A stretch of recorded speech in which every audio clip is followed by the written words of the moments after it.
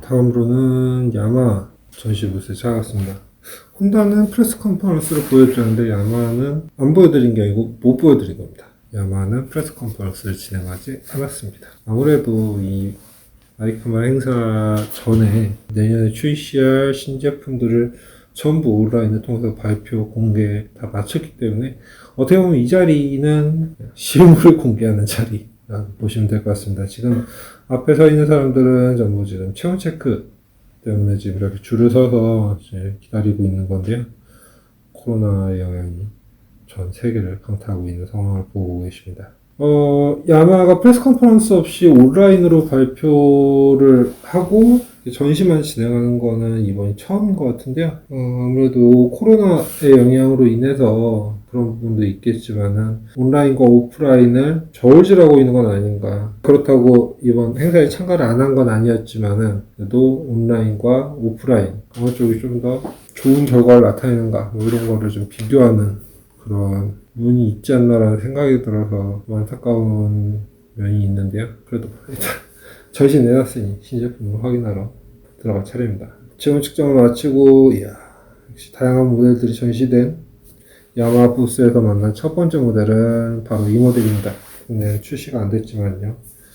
요거는 테네레 700을 베이스로 하는 테네레 700 레이드 프로토타입입니다.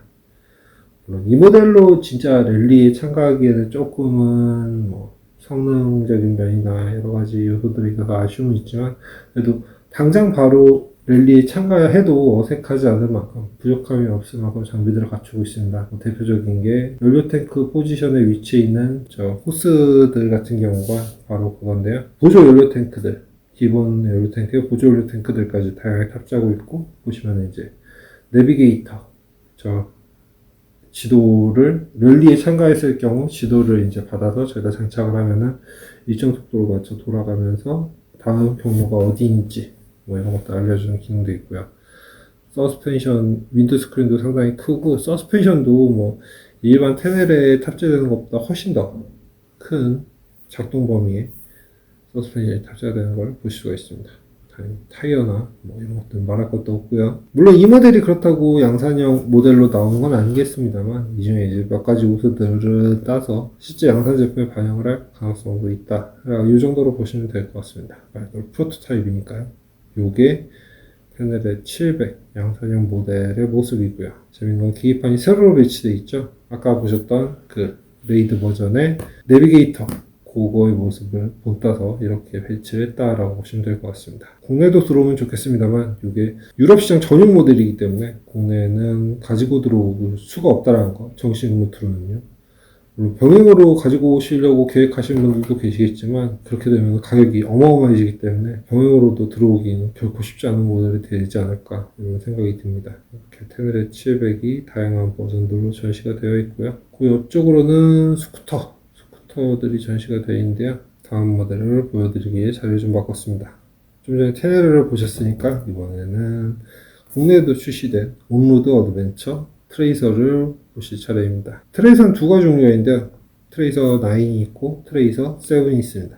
900은 말 그대로 900cc 엔진을 탑재한 모델이고 7은 MT-07에 탑재되는 700cc급 엔진을 탑재한 모델입니다. 국내에는 주로 MT-09에 탑재되는 900cc CP3 엔진을 탑재한 트레이서 9만 들어오고 있고요. 이번에 저희가 기사로도 소개해드렸습니다만 트레이서 9 같은 경우에는 트레이서 9 기본형 모델과 GT 두 가지 버전이 나뉘는데요. 왜 국내에는 GT를 안 갖고 왔냐 뭐 이런 이야기 하시는 분들이 정말 많은데요. 이 트레이서 9 GT도 아까 보셨던 테네레 700 이것과 마찬가지로 유럽 시장 전용 모델입니다. 그래서 국내에 갖고 들어오기가 쉽지 않은 부분이 있는 거고요. 만약에 꼭 나는 트레이서 9 GT를 구매를 해야겠다 이렇게 생각을 하시면은 가격이 어마어마합니다.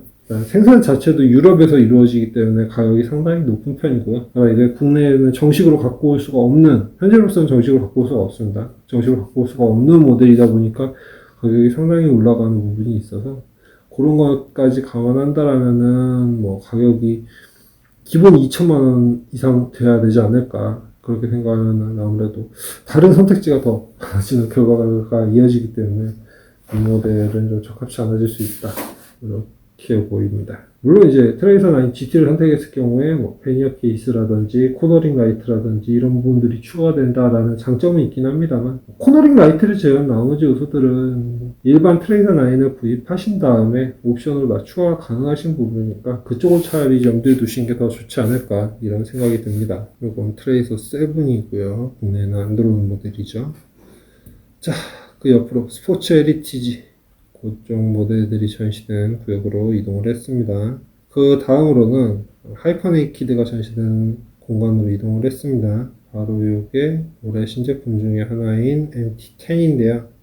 전면부 디자인이 크게 바뀌었습니다. 원래는 이제 단일 헤드라이트에 두 개의 주간 주행등 구성이어서 좀 호불호가 많이 갈린다는 평이 있었는데, 이번에 MT10에서 다시 두 개의 헤드라이트와 두 개의 주간 주행등으로 마치 좀 사람의 눈매와 같은 좀 환한 눈매 그런 형상을 보여주는데, 어떠실지 모르겠습니다. MT10도 마찬가지지만 주변에 뭐 다른 MT09나 MT07은 뭐 예전 디자인이기 때문에 여러분들은 어떻게 느끼실지 좀 궁금합니다. 국내에는 이 모델 지금 서스펜션 금색으로 되어 있는 이 MT10 SP 모델만 들어오게 된다고 한국모터 트레이딩 관계자가 이미 전달을 한 상황이고요. 아무래도 SP 모델 같은 경우가 더 뭐 서스펜션이라든지 이런 부분들이 더 향상된 그런 제품이기 때문에 라이더들이 뭐 승차감이 있어서나 운동 성능에 있어서나 더 나은 성능을 경험할 수 있기 때문에 그렇게 선택을 하신 게 아닌가. 요즘 라이더들이 워낙 똑똑해지다 보니까 기본형 모델과 SP 사양이 같이 들어오면은 기본형 모델을 좀 외면하시는 경향이 상당히 있거든요. 왜냐면은 기본형 사서 업그레이드 하는 것보다 그냥 SP 공장에서 출고될 때 이미 장착된 모델을 하는 게 훨씬 이득이라는 걸 알고 계시기 때문에 그렇고요. 보시면 연료 탱크 위쪽에 이렇게 메쉬망을 장착해놨는데 이게 아마 좀 흡기 사운드, 독특한 흡기 사운드를 만드는 데 입주하는 부분이라고 생각을 합니다. 실제 주행을 해봐서 주행해서 체감을 해봐야지 알 수 있는 부분인 것 같고요. 엔진도 이번에 이제 내부 구조나 부품, 소재 변경 이런 것들로 좀 업그레이드가 일부 이루어졌고요. 초점이 좀 안 맞습니다만 CP4 엔진이고요. 크진 않지만 그래도 약간의 마력 상승이 있었다라고 할 만큼 풀체인지 수준급의 변화를 보여줬고요. 퀵시프트가 기본 사양으로 장착이 됩니다. 리어 쇼크 옵서버도 올린즈 제품이 탑재되는 승차감이 상당히 뛰어날 것으로 예상이 됩니다. 혹시 이제 저런 고사양, 고성능 서스펜션의 효용성을 난 잘 모르겠다라고 하시는 분들은 기회가 된다라면 같은 제품이지만 서스펜션이 튜닝된 제품과 튜닝이 안 된 제품 비교를 좀 해보시기를 저는 권장을 드릴게요. 확실하게 다른 승차감을 체험할 수가 있습니다. 그리고 전면부 포크는 전자식 지금 포크가 들어간 거를 보실 수가 있는데요. 모터사이클에 탑재되는 이런 장비들도 점차 전자식으로 좀 전환되는 추세가 이루어지지 않을까 이런 생각이 듭니다. 여기는 보시면 아시겠지만 MT09 SP도 전시가 되어 있고요. 여기 MT07 보실 수가 있습니다. 당연히 뭐 MT 시리즈들이 쭉 전시되어 있을까, 뭐 MT03도 전시가 당연히 되어 있고요. 그리고 되게 고배기량 입문 모델로 여러 많은 분들이 선택하고 계시는 MT03 모델입니다. 이 모델이 헤드라이트 하나에 주간주행등 2개 이거를 처음 시작했던 모델이고요. 그게 MT07에 MT09로 이어졌다 다시 MT10에서 원상복구라고 해야 될까요? 다시 또 바뀌었는데 앞으로 어떻게 변화가 이어질지 좀 궁금합니다. 오늘 나이켄, 야마의 스트라이크인 나이켄 모델이고요. 이쪽에 이제 스포츠 헤리티지 라인업들이 쭉 전시가 되어 있는데요. 야마의 스포츠 헤리티지 라인업은 XSR이라는 이름으로 출시가 되고 있습니다. 이게 올해 신제품인 XSR 900인데요. 이쪽 시트부가 좀 되게 독특한, 좀 되게 빵빵한 모습을 하고 있는데 되게 푹신할 것 같지만 큰 스펀지를 얹어놓은 듯한 그런 느낌이 아닙니다. 왜냐면은 안쪽으로 당연히 이 탑승자를 지지할 수 있게 거의 리어 시트 끝부분까지 차대가 이어지고요. 그 위쪽을 덮는 듯한 방식으로 시트가 장착되는 그런 형태입니다. 계기판은 MT09와 마찬가지로 3.5인치가 탑재해서 조금 아쉬움이 남는 사이즈의 계기판이 달렸고요. 그리고 정말 헤드라이트 커버, 그리고 약간 로켓 카울의 느낌 비슷하게 나도록 말대로 스포츠 헤리티지 모델이니까요. 그런 일부 약간 좀 클래식한 느낌이 나도록 좀 구성을 했습니다. 이 밖에도 XSR 700 이런 모델들도 전시가 되어 있고요. 이거는 XSR700 엑스트리뷰트 모델입니다. XSR 125도 전시가 되어 있네요. 아무래도 이것도 유럽 시장 거의 뭐 전용 모델이라고 봐야 될 것 같습니다. 국내 들어오면은 예전에 이런 유럽 생산 125 모델을 국내에도 수입한 적이 있었는데 가격이 어마어마했거든요. 그런 부분 가격 문제가 가장 좀 크기 때문에 아마 국내에서 만나기 좀 어렵지 않을까 이런 생각이 듭니다. 여기는 레이싱 헤리티지 클럽이라고 해서 온로드 레이스나 오프로드 레이스, 랠리 같은 오프로드 레이스 같은 월드 그랑프리 WGP라고도 하죠. 뭐 그런 쪽이나 아니면 랠리 이런 곳에서 활약했던 모델들을 좀 모아 전시해놨고요. 여기 뭐 모토GP 같은 레이스에 참가했던 모터사이클들을 전시해놨는데 지금 이 모델 이 뒤쪽에 지금 계속 46번이 붙은 모델들이 지금 소개가 되고 있는데요. 이 모델의 주인공이 다다음 날, 제가 지금 이렇게 이 영상을 촬영한 이 다다음 날 여기 현장에 설치한 특선 무대에 올라서 자신의 은퇴를 축하해주는 팬들에게 감사 인사를 전하는 행사를 가졌습니다. 정말 많은 사람들이 상당히 많은 비가 내리는 와중에서도 현장을 지키면서 영웅의 그런 은퇴 축하 박수, 격려 박수를 보내는데요. 인상적이었습니다. 그 다음으로 스쿠터 존으로 좀 이동을 했습니다. 야마에서 사실 스쿠터 라인업은 빼놓을 수가 없는데요. 바로 이 모델 때문에 그렇습니다. 야마 TMAX입니다. 야마 TMAX 하면은 거의 스포츠 스쿠터의 최고봉이라고 해도 과언이 아닐 정도인데요. 인기 면에서도 그렇고 탑재된 기능, 장비, 성능 면에 있어서도 TMAX는 단연 최고라고 말하기 부족한 없는 모델이다 보니까 야마의 라인업에는 거의 이제 필수 모델이라고 보시면 될 것 같습니다. 이번 TMAX의 변경점 중 가장 특징적인 부분은 계기판이 TFT 스크린으로 변경됐다는 건데요. 이 사이즈가 무려 7인치입니다. 스마트폰이랑 비교해도 비교한 영상을 보시면 결코 부족하지 않은 크기를 보실 수가 있는데요. 이 가운데 부분만 스크린이라는 점을 감안해도 상당히 큰 사이즈라는 걸 느끼실 겁니다. 이렇게 큰 스크린을 장착한 이유는 당연히 내비게이션 기능이 추가됐기 때문인데요. 근데 안타깝게도 이 탑재된 내비게이션의 제조사가 가미이다 보니까 국내에서는 좀 사용하기 어려운 단점인데요.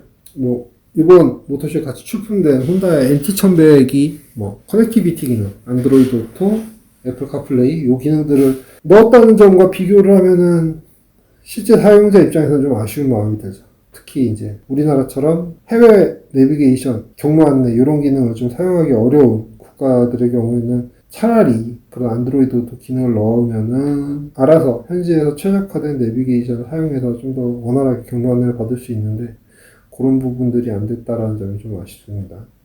TMAX는 작년에도 그랬지만 올해에도 최고 사양인 테크맥스 사양으로 출시가 되고요. 좀 더 커진 스크린, 전동식 윈드스크린 이런 옵션들이 더해지고요. 요 12,699유로 TMAX 테크맥스 가격은 14,899유로 아까 보셨던 12,699유로는 기본형 TMAX 가격이고요.